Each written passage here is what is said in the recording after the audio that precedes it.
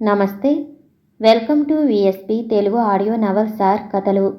కథా శీర్షిక ఎవరు బాధ్యులు. రచన గోవిందరాజు సీతాదేవి గారు. చదువుతున్నది ధనలక్ష్మి.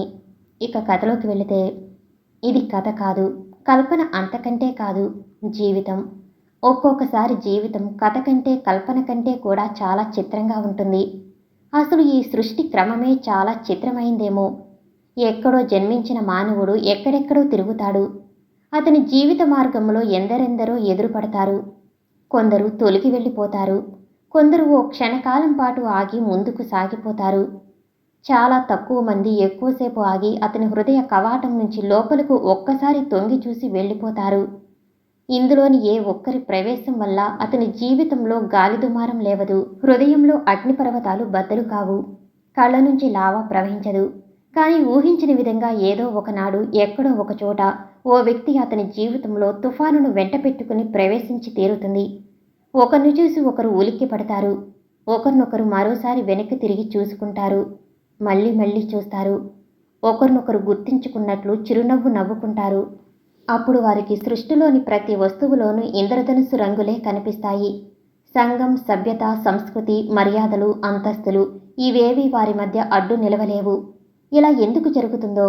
ఉన్నతోన్నతమైన విజ్ఞాన శిఖరాల మీద నిల్చుని ఈనాటి మానవుడు సృష్టి రహస్యాన్ని తెలుసుకోవటానికి ప్రయత్నిస్తున్నాడు. ఒకనాడు దేవతలని భ్రమించి పూజించిన సూర్యచంద్రుల అంతు తెలుసుకుంటున్నాడు. చంద్రమండలానికి ప్రయాణం సాగిస్తున్నాడు. ఆగిపోయిన గుండెను మళ్ళీ ఆడించే శక్తిని కూడా పొందుతున్నాడు. కానీ ఆ గుండెల్లో దాగి ఉన్న మమతల, మమకారాల మీద మడతల్ని విప్పగలుగుతాడా ఏనాటికైనా?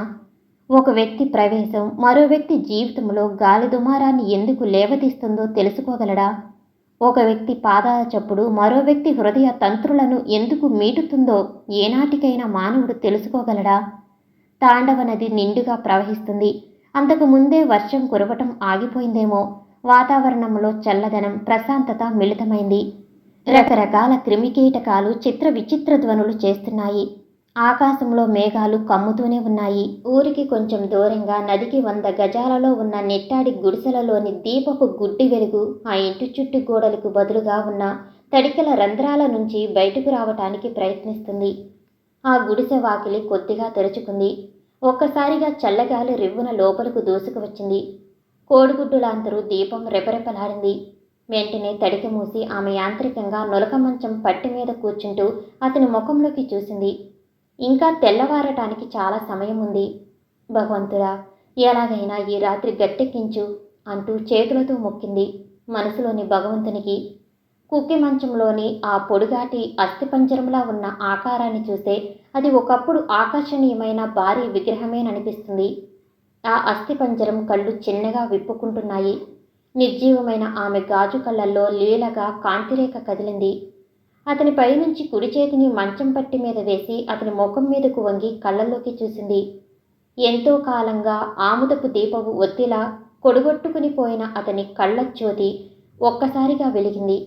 ఆమె ముఖంలోకి చూశాడు పరీక్షగా. నీళ్లు కూడా ఏనాడో ఇంకిపోయిన ఆ కళ్ళు కొంచెంగా చెమ్మగిల్లటము ఆమెకు కనిపించింది. అతడు ఏదో మాట్లాడటానికి ప్రయత్నించాడు, కానీ మాట్లాడలేకపోతున్నాడు. ఏనాడో పడిపోయిన నాలుక నిర్దయగా అతని కోరికను నిరాకరించింది. చేత్తో సైగ చేయాలని ప్రయత్నించాడు. 6 నెలల కింద పడిపోయిన అతని చేతులు కదలలేదు. ఇక తనకు మిగిలింది మరో క్షణంలో శాశ్వతంగా మూతలు పడిపోతున్న ఆ కళ్ళు మాత్రమే. ఆ కళ్ళతోనే ఆమెకు ఏదో చెప్పాడు. గత 6 మాసాలుగా అతను ఆమెతో మాట్లాడుతున్నది ఆ కళ్ళతోనే. మాటలు రాని పసిబిడ్డకు ఎప్పుడు ఏం కావాలో, ఎందుకు ఏడుస్తుందో తల్లికొక్కదానికే అర్థమవుతుంది. అలాగే అతనికి ఏం కావాలో, ఏం చెప్పదలుచుకున్నాడో ఆమె అతని కళ్ళల్లోనే చదవటం నేర్చుకుంది. బాధపడకండి, మీరు నాకు చేసిన అన్యాయం ఏమీ లేదు. జీవితంలో ఇంకా ఏమేమి చూపించదలుచుకున్నాడో భగవంతుడు నాకు అన్నది ఆమె అతని చెమ్మగిల్లిన కళ్ళను పమిట చెంగుతో ఒత్తుతూ. దివా, నా దివా గట్టిగా అరిచాననుకున్నాడు. కానీ అవి శబ్దరూపంలో బయటకు రాలేదు. చివరిసారిగా ఆమె తలను నిమరాలనుకున్నాడు. గుండెలకు గట్టిగా హత్తుకోవాలనుకున్నాడు. కానీ శరీరంలోని ఏ భాగం కూడా అతని స్వాధీనంలో లేదు. ఆమె అతని కోరికను అర్థం చేసుకుంది. అతని గుండెల మీదకు ఒరిగిపోయింది. 3 రోజులుగా నిద్రాహారాలు లేక అలసిపోయిన ఆమె శరీరానికి, మనస్సుకు ఏదో శాంతి లభించినట్లనిపించింది. తిరణాల్లో తప్పిపోయి ఏడ్చి ఏడ్చి అలసిపోయి ఉన్న పిల్లవాడు మళ్ళీ తల్లి కనిపించి ఆమె ఒడిలోకి తీసుకోగానే నిశ్చింతగా నిద్రపోయినట్లు ఆమె అతని ఎముకల గూడు లాంటి గుండెల మీద వాలగానే నిద్రపోయింది. చావు బ్రతుకుల మధ్య పోరాడుతున్న అతను గతంలోకి జారిపోయాడు.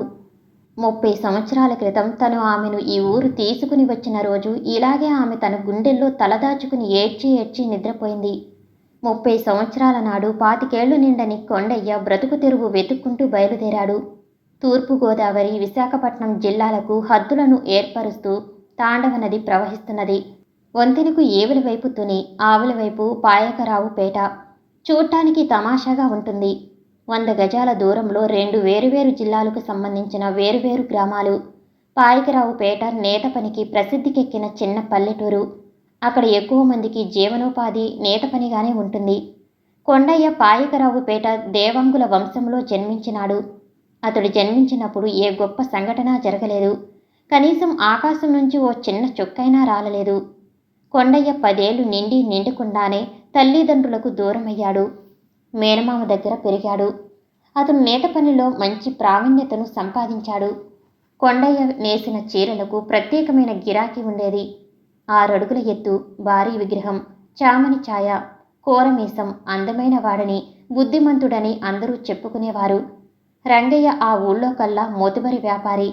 అతని కింద 20కి పైగా మగ్గాలు పనిచేసేవి. కొండయ్య పనితనం గురించి విన్న రంగయ్య అతన్ని పిలిపించి తన దగ్గర ఉద్యోగం ఇచ్చాడు. నెలకి 30 రూపాయల జీతం. దారిద్ర్యంతో గంపెడు పిల్లలతో బాధపడుతున్న కొండయ్య మామకు కొండంత సంతోషం కలిగింది. కొండయ్య మామ కూడా ఎంతో కాలంగా రంగయ్య దగ్గరే పనిచేస్తున్నాడు. కానీ అతని జీతం పెరిగి పెరిగి 20లో ఆగిపోయింది. ఒకవైపు దారిద్ర్యంతో బాధపడుతూ కూడా కొండయ్య మామ, అత్త కూడా పెంచి పెద్దవాణ్ణి చేశారు. కొండయ్యకు అత్తమామలంటే ఎంతో అభిమానం. రంగయ్య ఆస్తికంతా వారసురాలు ఒకే కూతురు. ఆ కూతుర్ని యోగ్యుణ్ణి చూసి ఇచ్చి ఇల్లరికం తెచ్చుకోవాలని రంగయ్య కోరిక. కొండయ్యను చూసిన రంగయ్యకు ఇంతకంటే యోగ్యుడు ఇంకెవరు దొరుకుతారు అనుకున్నాడు. ఒకనాడు రంగయ్య కొండయ్య మామను పిలిచి తన అభిప్రాయాన్ని వెల్లడించాడు. కొండయ్య అదృష్టానికి అతని మామ ఉబ్బి తబ్బిబ్బయ్యాడు. ఆ విషయం విన్న కొండయ్య గుండెలు లయ తప్పలేదు. అతడు ఎలాంటి ఉద్రేకాలకు గురి కాలేదు. ఆ రాత్రి కొండయ్యకు అకస్మాత్తుగా మెలకువ వచ్చింది. అత్తామామ ఏదో విషయం మీద ఘర్షణ పడటం విన్నాడు. తల్లి తండ్రి లేనివాడు. వాడికి అంత అదృష్టం పట్టబోతుంటే సంతోషించక ఏడుస్తావేంటే? వాడిని ఎంతవాణ్ణి చేసింది ఎవరు? ఇంట్లో ఎదిగి కూర్చున్న ఆడపిల్లను పెట్టుకుని వాడికి ఎవరినో ఇచ్చి పెళ్లి చేస్తానంటావు? నీకేమైనా మతిపోయిందా ఏంటి? చక్కని చెక్కుతో పాటు బోలెడంత ఆస్తి వస్తుందంటే వద్దని వాడికి ఈ అనాకారిని గుదిబండలా తగిలించమంటావా? నీ కూతురి నువ్వే అంత చులకనగా మాట్లాడితే పరాయి వాళ్ళెవరు చేసుకుంటారు? వాడు ఈ ఇంటికి వచ్చిన రోజే నాకు అల్లుడు వచ్చాడని మురిసిపోయాను. దుఃఖంలో ఆమె గొంతు పెగలలేదు. అందుకని నేనే మంగును చేసుకుంటాను మావయ్య.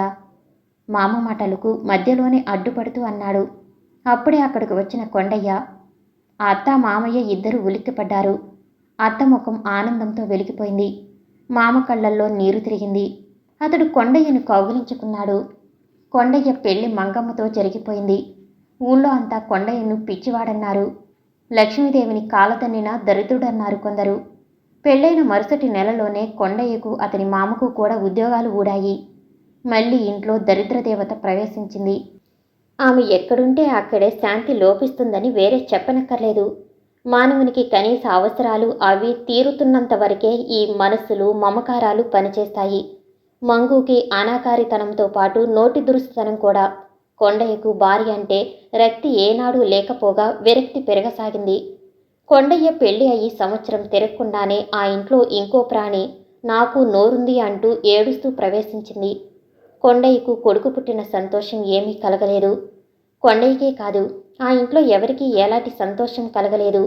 మంగు అయితే వాడు ఏడ్చినప్పుడల్లా సూటిపోటి మాటలనేది. కొండయ్య ఆ ఇంట్లో అందరి దృష్టిలో అప్రయోజకుడయ్యాడు. అంత అభిమానించే మామకు కూడా విసుగు ప్రారంభమైంది. ఏం చేస్తాడు? ఆకలిగొన్న మానవుడు ఎండుపుల్లలా మండక. ఒకరోజు భార్యతో ఘర్షణ పడి బయటికి వెళ్ళిపోయిన కొండయ్య తిరిగి రాలేదు. ఉత్తర దేశంలో ఇంకా నేత పనికి, ముఖ్యంగా జరీ పనికి చాలా మదింపు ఉన్నదని విన్న కొండయ్య అష్టకష్టాలు పడి లక్నో పట్నం చేరుకున్నాడు. కొండయ్య పనితనం పరీక్షించి లక్నోకెల్లా పెద్ద వ్యాపారస్తుడైన మదన్ లాల్ కంపెనీలో చేరాడు. జరీ పనితంలో పేరు మోసిన మదన్ లాల్ కంపెనీకి దూర ప్రాంతాల నుంచి ఆర్డర్లు వచ్చేవి. కొండయ్య నేసిన జరీ చీరలు ఆ ప్రాంతాల్లో కొత్త నమూనాలుగా అందర్నీ ఆకర్షించాయి. నెలకు 100 రూపాయల జీతం మీద ఉద్యోగంలో చేరాడు. నెల ఇంటికి మామ పేర 50 రూపాయలు పంపేవాడు. కొండయ్యకు ఆ ప్రాంతపు భాష రాక కొంతకాలం బాధపడ్డాడు. కానీ త్వరలో మాట్లాడటం నేర్చుకున్నాడు. హోటల్లో తిని ఆ కంపెనీలోనే ఒక గదిలో ఉండేవాడు. అక్కడ అతన్ని అన్నిటికంటే ఆకర్షించింది, ఆశ్చర్యపరిచింది అక్కడ స్త్రీల ఘోషా పద్ధతి. బజార్లో ఎక్కడ ఆడవాళ్లు కనిపించేవారు కాదు. అంత కనిపించినా పైనుంచి కిందకు బురకాలో ఉన్న ముస్లిం స్త్రీలో, గుండెల వరకు ముసుగు వేసుకుని హిందూ స్త్రీలో కనిపించేవారు. భారత స్త్రీ అసలైన బానిస రూపం చూడాలంటే ఉత్తర దేశంలోనే చూడాలనుకునేవాడు కొండయ్య. అతన్ని అక్కడ అందరూ మద్రాసి అని, పరదేశీ అని అనేవారు. ఉత్తరాదిన, దక్షిణాది నుంచి ఎవరు వెళ్ళినా మద్రాసి అని అంటారు. మదన్ లాల్ ఆగర్భ శ్రీమంతుడు. అతని తండ్రి, తాత వడ్డీ వ్యాపారం చేసేవారు. అతడు వడ్డీ వ్యాపారంతో పాటు బట్టలకు జరీ పని తనం చేయించే వ్యాపారం కూడా మొదలుపెట్టాడు. అందులో మంచి డబ్బు సంపాదించాడు. అతనికి 4 కొడుకులు, కడసారిది ఆడపిల్ల. ఆడపిల్లకు 5 సంవత్సరాలు నిండకుండానే తల్లి చనిపోయింది. పిల్లల కోసం అతను మళ్ళీ పెళ్లి చేసుకోలేదు. ఆ పిల్లంటే తండ్రికి, అన్నలకు కూడా అపురూపం. ఆ తండ్రి కూతురుకు పేరు పెట్టడానికి ఎందరి పండితులను పరామర్శించాడు. చివరకు దివా అని నామకరణం చేశాడు. తన కూతురు జీవితాంతం పగటి వెలుగుతోనే గడిచిపోవాలని ఆ తండ్రి ఆశ. ఆ ఇంట్లో ఆ పిల్ల మాటకు ఎదురాడే ధైర్యం ఎవరికీ లేదు. 16 సంవత్సరాల వయసు వచ్చినా కష్టమని దేన్ని అంటారో ఆమెకు తెలియదు. ఆ రోజు తివాచీ మీద కూర్చుని కాశీ మజిలీల కథలు చదువుకుంటుంది. ఆమె పెద్ద వదిన, 3వ వదిన వచ్చి పక్కన కూర్చున్నారు. దివా పుస్తకంలో నుంచి కళ్ళు ఎత్తి వదిన వైపు ప్రశ్నార్థకంగా చూసింది. విన్నావా దివా, మన కంపెనీలో ఒక పరదేశీ పనిచేస్తున్నాడట. చంచల చెప్పేంత వరకు మనకు తెలియదు. అతను చీరలకు భలేగా జరీ పువ్వులు కుడతాడట అన్నది పెద్ద వదిన. పరదేశయ్య, నిజంగానా అంది దివా తన పెద్ద కళ్ళను ఆశ్చర్యంతో ఇంకొంచెం పెద్దవి చేస్తూ. నిజం దివా, మరి నీకు అతన్ని చూడాలని లేదు అడిగింది 3వ వదిన. ఉంది, నాకు పరదేశీలంటే భలే ఇష్టం. సినిమాలో తప్ప ఎప్పుడూ చూడలేదు అంది దివా కుతూహలంతో. పరదేశీని మన ఇంటికి తీసుకురమ్మని నాన్నగారితో చెప్పు.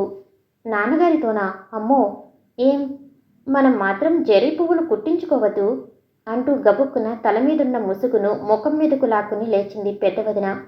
ఆమెతో పాటు చిన్న వదిన అలాగే చేసింది. ఇద్దరూ త్వరగా లోపలికి వెళ్ళిపోయారు. మదన్ లాల్ మధ్యాహ్నం భోజనానికి వచ్చాడు. వస్తూనే కూతురు పక్కన కూర్చుని తల నిమురుతూ, ఏం చేస్తున్నావమ్మా అన్నాడు ఆప్యాయంగా. నాన్న మరే ఆగిపోయింది సందేహంగా. చెప్పమ్మా, ఏం కావాలి అన్నాడు మదన్ లాల్. మన కంపెనీలో పనిచేస్తున్న పరదేశిని మన ఇంటికి తీసుకురా నాన్న. మదన్ లాల్ ఉలిక్కిపడి కూతురు వైపు చూశాడు. వదినలు, నేను మాకు కావలసిన జరీ పువ్వులు చెప్పి నేయించుకుంటాం అంది దివా గారం చేస్తున్నట్లు. మదన్ లాల్ చిరునవ్వుతో, అలాగేనమ్మా, నీకు త్వరలో పెళ్లి కూడా చేయాలనుకుంటున్నాను. కావలసిన బట్టలు నేయించుకో అన్నాడు. దివా ఆనందంతో ఆ వార్తను వదినలకు అందించటానికి లోపలికి పరిగెత్తింది. పరదేశీ కాబట్టి తన ఇంట్లో వాళ్ళు అతని ఎదుట పడ్డా పర్వాలేదనుకున్నాడు మదన్ లాల్. ఆ రాత్రంతా దివాకు నిద్ర రాలేదు. పరదేశీ రూపాన్ని రకరకాలుగా ఊహించుకోసాగింది. పరదేశీ రాజకుమారుల్ని రాజకుమార్తెలు ప్రేమిస్తారు. పరదేశీ సినిమాలో కూడా అతను కుర్షిద్ను ప్రేమిస్తాడు. ఏం చక్కగా ప్రేమించుకోవచ్చునో. ఈ పరదేశీ తప్పక తనను ప్రేమిస్తాడు. అమ్మ బాబాయ్, నాన్నకు తెలిస్తే ఇంకేమైనా ఉంటుందా? తెలిస్తే మాత్రం ఏమవుతుందేం? ప్రేమించిన వాళ్ళు భయపడకూడదుగా. దివా బుర్రలో కాశీమజిలీ కథల్లో రాజకుమారులు, రాజకుమార్తెలు, లైలా మజ్ను, హిర్ రాంజా, సిరీన్, ఫరహాదులు గిర్రున తిరగసాగారు. రోజు 7 గంటలైనా ఎవరైనా వచ్చి లేపితేనే గాని నిద్రలేవంది. ఆ రోజు 7 గంటలకల్లా స్నానం చేసి ముస్తాబయింది. ఇంత అందం, అలంకారం ఆ పరదేశీ కోసమే అంటూ ఆటలు పట్టించారు వదనలు. దివా బంగారు బుగ్గల్లో గులాబీలు విచ్చుకున్నాయి సిగ్గుతో. ఆ క్షణం రానే వచ్చింది. పెద్దయినతో పరదేశీ వచ్చాడు. అంతకుముందే నేతకు కావలసిన పరికరాలు తెచ్చి పెద్ద హాల్లో అమర్చిపోయారు పనివాళ్ళు. అమ్మా దివా, ఇలారా. అన్నయ్య పిలుపు విన్న దివా గుండెలు వేగంగా కొట్టుకున్నాయి. మా చెల్లి చెప్పినట్లు చేసి దాన్ని మెప్పించావా? నీకు నాన్నగారు జీతం కూడా పెంచుతారు, లేదా ఉద్యోగం ఓడటం ఖాయం అంటూ నవ్వాడు దివా పెద్దన్నయ్య. దివా సిగ్గుపడిపోయింది. పరదేశీ కళ్ళు పెద్దవి చేసి తననే గమనించటం చూసింది. దివాకు పరదేశీ తను ఊహించుకున్నట్లు కనిపించలేదు. అతని వేషభాషలు, మీసాలు, నల్లని భారీ విగ్రహం చూసేటప్పటికీ దివాకు నవ్వు వచ్చింది. అంతలోనే పరదేశిని గౌరవించాలి కానీ నవ్వకూడదు అని జ్ఞాపకం వచ్చి గంభీరంగా మారిపోయింది. దివా వదినలను పిలవటానికి లోపలికి వెళ్ళింది. దివా అన్నగారు పరదేశిని పని ప్రారంభించమని చెప్పి ఆఫీసుకి వెళ్ళిపోయాడు. కొండయ్య మదన్లాల్ ఇల్లు, ఆ ఇంటి ఐశ్వర్యం చూసి స్వర్గంలో ప్రవేశించినట్లు దిమ్మెరిపోయాడు. దివాను చూసి అప్సరసులు కూడా ఉన్నారనుకున్నాడు. మార్వాడి స్త్రీల సౌందర్యాన్ని గురించి విన్నాడు కానీ ఎన్నడూ చూడలేదు. విన్నదానికంటే, ఊహించుకున్న దానికంటే కూడా సౌందర్యవతి అయిన దివాని చూసి చకితుడయ్యాడు.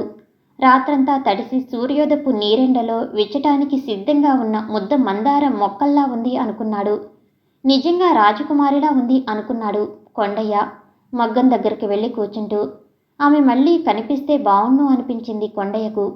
ఇంతలో దివా చేత్తో ముదురు నీలం పట్టుబట్ట పట్టుకుని రావటం కనిపించింది. లత్తుకతో బంగారు సట్టె గొలుసులతో పచ్చగా, మృదువుగా, చిన్నవిగా, ముద్దుగా ఉన్న పాదాల మీద కొండయ్య దృష్టి పడింది. ఆమె ఒక్కొక్క అడుక్కు తన గుండెలు లయ తప్పుతున్నట్లనిపించింది. నడుం మీద ఎడం పక్కగా బంగారు గొలుసు వేలాడుతుంది. బాబోయ్, అంత పెద్ద బంగారు గొలుసే అనుకున్నాడు. చేతులు నిండుగా బంగారు గాజులు, దండకడియాలు, పాపిట బొట్టు, చెవులకు రత్నాలు పొదిగి మెరుస్తున్న జుమకీలు. కొండయ్య కళ్ళు ఆ దివ్యకాంతిని తట్టుకోలేక కిందికి వాలిపోయాయి. ఆమె శరీర ఛాయ ముందు బంగారు ఛాయ వెలవెలబోతుంది అనుకున్నాడు. ఆమె దగ్గరకు వచ్చి నిల్చుంది. కొండయ్య మంత్రముగ్ధుడిలా ఆమె ముఖంలోకి చూస్తుండిపోయాడు. దివాకు అతను అలా చూడటం సిగ్గనిపించింది. పరదేశీ సినిమాలో హీరో ఆమె ముఖంలో అచ్చం ఇలాగే చూశాడనుకుంది. ఇప్పుడే తనేం చెయ్యాలో తెలియలేదు. ఇంతలో దివా వదనలు కూడా చేతుల్లో ఏవేవో బట్టలు పట్టుకుని రావటం గమనించాడు కొండయ్య. అయితే వాళ్ళ ముఖాలు పూర్తిగా ముసుగులతో కప్పబడి ఉన్నాయి. వివాహం కానివారు అలా ముసుగు వేసుకోనక్కర్లేదు కాబోలు అనుకున్నాడు కొండయ్య. కొండయ్య మదన్లాల్ ఇంట్లో పనిచేయటం మొదలుపెట్టి 10 రోజులు దాటింది. దివా కనిపించటం కొంచెం ఆలస్యమైతే అతని కళ్ళు ఆమె కోసం వెతికేవి ఆదుర్దాగా. తనలో వచ్చిన మార్పును తలచి కొండయ్యకు ఆశ్చర్యం అనిపించేది. ఏమిటి అనుభూతి? ఆ పిల్లంటే తనకెందుకీ అనురాగం? తనెక్కడా, ఆమెక్కడా? అయినా ఆమె తనకు కావాలి.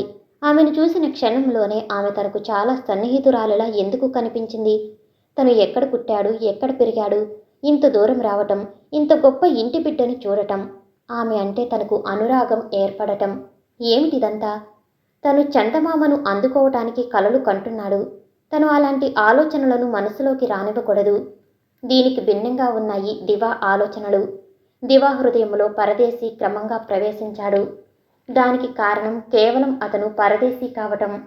పరదేశీలను రాజకుమార్తెలు ప్రేమిస్తారని తను కథల్లో చదవటం, సినిమాల్లో చూడటం. పరదేశీతో తను పారిపోతే పృథ్వీరాజుతో పారిపోయిన సంయుక్తల తన కథను కూడా అందరూ చెప్పుకుంటారేమో. అంతలోనే దివాకు దిగులు అనిపించింది. పరదేశీ ఇంతవరకు ఒక్క మాట మాట్లాడలేదు. కనీసం తన చెయ్యి అయినా పట్టుకోలేదు. పరదేశీ తన ప్రేమను ప్రకటించకపోవటం దివాకు నిరాశ, నిస్పృహ కలిగించింది. వచ్చిరాని హిందీలో కొండయ్య మాట్లాడుతుంటే దివాకు హృదయంలో గిలికింతలు పెట్టినట్లుండేది. క్రమంగా ఇద్దరి మధ్య సన్నిహితత్వం పెరిగింది. ఆ ఇంట్లో ఈ విషయాన్ని ఎవరూ ఊహించను కూడా లేదు. పొంగటానికి సిద్ధంగా ఉన్న పాలలాంటి ప్రాయంలో ఉన్న దివా ఇంకా ఆ ఇంట్లో వారి దృష్టిలో బిడ్డే. ఒకరోజు తెల్లవారుతూనే కొండయ్య ఒక బంగారు పిచ్చుకను లేవ తీసుకుని వచ్చాడు అని ఊరంతా కోడయ్య కూసింది. ఆ ఊరు, ఆ ఇల్లు, ఆ మనుషులు, ఆ భాష చూసిన దివాకు తనను ఎవరో బలవంతంగా ఎత్తైన కొండ మీద నుంచి కిందికి తోసినట్లు తోచింది. ముఖ్యంగా కొండయ్యకు పెళ్లి అయిందని, కొడుకు కూడా ఉన్నాడని తెలిసి బావురుమని ఏడ్చింది. ఆ రాత్రంతా ఆమెను కొండయ్య ఓదార్చుతూనే ఉన్నాడు. తను నిజంగా దివాకు అన్యాయం చేశానని కుంగి కుమిలిపోయాడు. తను చాలా పెద్ద తప్పు పని చేశాడు. తన మతికి మసిపూసినట్లు ప్రవర్తించాడు. కానీ ఇప్పుడు చేసిన తప్పును దిద్దుకోలేని పరిస్థితి ఇది. కొండయ్య భార్య చాలా రాదంతమే చేసింది. కానీ కొండయ్య అత్తామామ ఒంటి నిండా బంగారంతో ఉన్న పిల్లను చూసి తమ కష్టాలు ఇక గట్టెక్కాయని సంతోషించారు. కూతురుకు తెలియచెప్పారు. కాలచక్రంలో 10 సంవత్సరాలు ఇట్టే గడిచిపోయాయి. గులాబీ పుష్పములా వచ్చిన దివా ప్లాస్టిక్ పువ్వులా మారిపోయింది. ఆమె ఒంటి మీద నగలు చాలా వరకు హరించుకుపోయాయి. కొండయ్యకు తండ్రి వారసత్వంగా లభించిన పూరిల్లు డాబాగా మారింది. దివా ఆ డాబాలోనే ఉంటుంది. కొండయ్య కొడుకు హైస్కూల్ చదువుకు వచ్చాడు. కొడుకంటే కొండయ్యకు ప్రాణం. వాడి కోసం ఆస్తి పెంచాలనే తాపత్రయం పట్టుకుంది. వాడే తన వంశోద్ధారకుడు. దివాకు పుట్టిన బిడ్డలు ఎలాగూ తనకు స్వంత భార్య పిల్లలు కాలేరు. ఉంపుడుగత్తె బిడ్డలు కానీ ఉండిపోతారు. అందువల్ల దివాకు పిల్లలు కలగకుండా తీసుకోవలసిన జాగ్రత్తలన్నీ తీసుకున్నాడు. దివా నగలు అమ్మి డాబా కట్టించగా మిగిలిన డబ్బు మామ చేతిలో పోశాడు. మామ 6-7 మగ్గాలు కొన్నాడు. ఆ 10 సంవత్సరాలలో మామగారి వ్యాపారం బాగా పెరిగింది. కొండయ్య భార్య కొడుకు మామ ఇంట్లోనే ఉండిపోయారు. దివా ఆ గ్రామస్తుల దృష్టిలో లేచి వచ్చిన మనిషిగానే మిగిలిపోయింది. గ్రామంలో అలాంటి వారికి లభించే మర్యాద గురించి వేరే చెప్పనక్కర్లేదు. దివాకు కొండయ్య ప్రేమ తప్పించి ప్రపంచం ఇంకేమీ అక్కర్లేదు. క్రమంగా దక్షిణాది కట్టు బొట్టుకు అలవాటు పడింది. తన మాతృభాషను దాదాపు మర్చిపోయిందనే చెప్పాలి. మరో 10 సంవత్సరాలు దివా జీవితం నుంచి తప్పుకున్నాయి. కొండయ్య మామ చనిపోయాడు. మామ కొడుకులిద్దరూ వ్యాపారాన్ని చేజిక్కించుకున్నారు. కొండయ్యకు అందులో నుంచి చిల్లి కాని దొరకనివ్వటం లేదు. కొండయ్య కొడుకు BA పాస్ అయ్యి విశాఖపట్నం ఉద్యోగానికి వెళ్ళిపోయాడు. కొండయ్య భార్య కూడా కొడుకు దగ్గరకు వెళ్ళిపోయింది. దివాని వదిలి వచ్చేలా ఉంటే తండ్రిని తనతో తీసుకెళ్లటానికి ఎలాంటి అభ్యంతరం లేదన్నాడు కొండయ్య కొడుకు. కొండయ్య నిట్టూర్చాడు. అప్పటికి దివా ఒంటి మీద చిన్న మెత్తు బంగారం లేకుండా తినేశారు. రోజులు గడవటం ఎలాగా అని ఒకరోజు కొండయ్య దిగాలుగా పడి కూర్చున్నాడు. ఎందుకలా ఉన్నావు? అడిగింది దివా బియ్యం ఏరుతూ. నీకు చాలా అన్యాయం చేశాను దివా. నువ్వు నా కోసం చేసిన త్యాగానికి బదులుగా నేను నీకు ద్రోహం చేశాను. నాలో స్వార్థం ప్రవేశించింది. నా బిడ్డ నా భార్య అనుకున్నాను. నిన్ను ఎప్పుడూ పరాయిదానిగానే చూశాను. నా వాళ్ల కోసం నీ ధనాన్ని ఖర్చు చేసిన నీచుణ్ణి.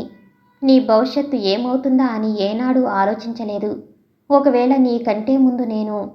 మాట పూర్తి కాకుండానే దివా లేచి వచ్చి కొండయ్య నోరు మూసింది. అలాంటి మాటలు అనకండి. మీ చేతుల మీదుగా నేను వెళ్ళిపోవాలి. నాలో మాత్రం స్వార్థం లేదు. నేను మిమ్మల్ని ప్రేమించాను. మీరు లేనిది నాకు సుఖం లేదు. కాబట్టి నా సుఖం కోసమే మీతో వచ్చాను. ఇందులో నా త్యాగం ఏమీ లేదు. కొండయ్య దివా ముఖంలోకి చూచాడు. మిసమిసలాడే ఆమె పచ్చని శరీరం గోధుమ రంగుగా మారింది. ఒకప్పటి రాజకుమారి ముతక నేత చీరలో పోషణ లేక ఎముకలు కనిపిస్తూ అతి సాధారణంగా కనిపించింది. దివాను 2 చేతులతో లాక్కుని గుండెలకు గాఢంగా హత్తుకుని పసిపిల్లవానిలా బావురమన్నాడు. దివాకు కూడా ఒక్కసారిగా దుఃఖం పొర్లుకొచ్చింది. ఒకరోజు కొండయ్య కొడుకు తల్లి వచ్చి వాలారు. అకస్మాత్తుగా తాతగారి ఇంటి మీద తన అధికారాన్ని ప్రకటించి ఇంటిని అమ్మేశారు. కొండయ్య దివా ఆ రాత్రి సత్రంలో తలదాచుకున్నారు. 2వ రోజు ఏం చేయటానికి పాలుపోక దిగాలు పడి కూర్చున్న కొండయ్య దగ్గరకు దివా చిన్న ట్రంకు పెట్టి తెచ్చి ముందు పెట్టింది. కొండయ్య దివాకు కేవలం తనను ఓదార్చటానికే ఆ నవ్వును తెచ్చిపెట్టుకుందని తెలుసు. దివా పెట్టి తెరిచింది. అందులో దివా కొండయ్యతో పారిపోయి వచ్చిన రోజు ధరించిన దుస్తులు, లంగా, జాకెట్, జరీ ముద్దలు, ఓణీకి మంచి ముత్యాలు కుట్టి ఉన్నాయి. జరీ పని తెలిసిన కొండయ్యకు ఆ దుస్తుల విలువ తెలుసు. ఆమె అభిప్రాయం అర్థం చేసుకున్న కొండయ్య కనుకొన్నల్లో నీరు నిలిచింది. 25 సంవత్సరాల నాటి దివా రూపం కొండయ్య కళ్ళ ముందుకు వచ్చి నిలిచింది. దివా పాదాల వైపు చూచాడు. మీగడ తరగాల్లాంటి మెత్తని పాదాల స్థానంలో బూడిద రంగుగా సన్నగా నరాలు తేలి కనిపించాయి. పూర్వం లత్తుక ఉండే స్థానం పగిలి ఆ పగుళ్ళు మట్టితో నిండి కనిపించాయి. చట్టుకున్న దివా చేయి పుచ్చుకున్నాడు. పుష్పం కంటే మృదువుగా ఉండే ఆ చేతులు గరుగ్గా తగిలాయి. ముఖంలోకి చూశాడు. కలలతో నిండి కాంతులీనుతుండే ఆమె కళ్ళు కాంతిహీనంగా గాజు కళ్ళలా కనిపించాయి. భగవాన్ అంటూ 2 చేతులతో ముఖం కప్పుకున్నాడు. దివా తండ్రి దగ్గర ఉండి ఆమె వివాహం కోసం ప్రత్యేకంగా తయారు చేయించిన దుస్తులు అవి. అమ్మక తప్పలేదు. 2000 రూపాయలు వచ్చాయి. తాండవ నదికి 10 గజాల దూరంలో ఎవరికీ చెందని స్థలంలో ఒక గుడిసె వేసుకున్నాడు. కూర్చుని తింటే కొండలు కూడా తరిగిపోతాయి. డబ్బు అయిపోయింది. రోజు కూలీ చేసి రోజులు దొర్లిస్తున్నాడు కొండయ్య. 6 మాసాల కిందట ఒకరోజు పొద్దుట యథాప్రకారం కొండయ్య నిద్ర లేవలేదు. దివా వైద్యుని దగ్గరకు పరిగెత్తింది. వైద్యుడు వచ్చి చూసి పక్షవాతం అన్నాడు. నోరు చేతులు పడిపోయాయని చెప్పాడు. అది విన్నప్పుడు దివా కాళ్ళ కింద భూమి కంపించలేదు. కళ్ళ ముందు ప్రపంచం గిర్రున తిరగలేదు. ఆమెలోని సున్నిత భావాలు ఏనాడూ చచ్చిపోయాయి. తాండవ నది వంతెనకు అటువైపు ఉన్న తునిలోని ఒక హోటలులో పప్పు రుబ్బే పనికి కుదిరింది దివా. వాళ్లే ఆమెకింత తిండి పెట్టేవారు. భర్తను పసిపిల్లవాణ్ణి తల్లి కాపాడినట్లు చూసుకునేది. తొలికోడి కూసింది. దివాకు అకస్మాత్తుగా మెలకువ వచ్చింది. భర్త గుండెల మీద తను నిద్రపోయి ఆయనకు ఎంత బాధ కలిగించిందో అనుకుంటూ లేచింది. కొండయ్య ముఖంలోకి చూసింది. కళ్ళు తెరుచుకునే ఉన్నాయి. దివాకు అంతా అర్థమయ్యింది. ఆమె ఏడవలేదు, గావుకేక పెట్టలేదు. శిలాప్రతిమల ఆ మంచం పట్టె మీద అలాగే కూర్చుండిపోయింది. కొండయ్య చావు వార్త విని మామ కొడుకులు వచ్చారు. సాయంత్రానికి కొడుకు భార్య వచ్చారు. దివాను పలకరించిన వాళ్ళు లేరు. దూరంగా గుడిసె బయట కూర్చుంది ఆలోచిస్తూ. చనిపోయిన అతని శరీరం మీద తనకు ఎలాంటి అధికారము లేదు. అతని వాళ్ళంతా తమ అధికారాన్ని ప్రకటించుకుంటున్నారు. కర్మకాండంతా యథావిధి జరిగింది. దివా చివరకు ఒక ఉంపుడుగత్తెలాగా మిగిలిపోయింది. తాండవ నది వంతెన మీదుగా లారీలు, బళ్ళు దుమ్మురేపుకుంటూ పోతున్నాయి. వంతెనకు పక్కగా రోడ్డుకు కుడివైపు ఉన్న ఓ స్త్రీ ఆకారం నిల్చుని ఉంది క్రీనీడలో. జుట్టు సంస్కారం లేక జడలు కట్టి ఉంది. చీర చిరిగి మురిగ్గా ఆ శరీరాన్ని పూర్తిగా కప్పలేకపోతుంది. రోడ్డున వెళుతూ ఓ వ్యక్తి కాల్చిన చుట్టపీకను పారేశాడు. ఆ స్త్రీ గబగబా ముందుకొచ్చి దాన్ని తీసుకుని గుప్పుగుప్పున పొగ తాగటం మొదలుపెట్టింది. ఆమెను ఆ ఊళ్ళో అందరూ ఎరుగుదురు, కానీ ఎవరూ పలకరించరు. రాత్రిపూట హోటల్లో పనిచేసే కుర్రాళ్లు పెట్టే ఎంగిలి మెతుకులు తింటూ, ఎంగిలి చుట్ట పీకలు తాగుతూ వికృత రూపంతో తిరుగుతూ ఉంటుంది. రాత్రంతా నిద్ర లేకుండా ఊరంతా తిరుగుతూ ఉంటుంది. ఆడవాళ్లు, పసిపిల్లలు నిద్రపోకుండా మారం చేస్తే అదిగో దివా వస్తుంది అని భయపెడతారు. దివా ఇలా కావటానికి బాధ్యులెవరు? ప్రేమ హృదయాలను అర్థం చేసుకోలేని సంగమా, లేక మానవుడు సృష్టించుకున్న కృత్రిమ మర్యాదలా? అందుబాటులో ఉన్న ఆడదాన్ని ఉపయోగించుకోవటానికి వెనకాడని వాడి స్వార్థ పర్వతమా, లేక ఆడదాన్ని సృష్టించి ఆమెకు ఓ మనస్సునిచ్చి ఆ మనస్సును మధువుతో నింపి ఆ మధువును ఎవరి దోసిట్లో పోద్దామా అని మమతను కల్పించిన భగవంతుడా? ఎవరు బాధ్యులు? సమాప్తం. నేను వినిపించే ఆడియో, కథలు, నవల్స్ మీకు నచ్చినట్లయితే మరిన్ని కథల కోసం షేర్ చేసి, లైక్ చేసి, సబ్స్క్రైబ్ చేసుకోండి. Thank you for watching.